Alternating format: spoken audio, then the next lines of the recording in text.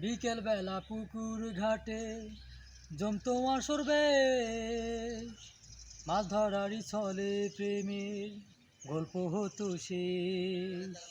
বিকেল বেলা পুকুর ঘাটে জমতো আসর বেশ, মাছ ধরারই ছলে প্রেমের গল্প হতো শেষ।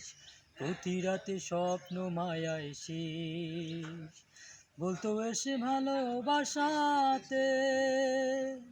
আমার একটা সাথী ছিল দেশের বাড়িতে, মিষ্টি প্রেমের লিখত চিঠি প্রতি মাসেতে। হঠাৎ একদিন খবর এলো সাথীর নাকি বিয়ে হলো আমার অজান্তে।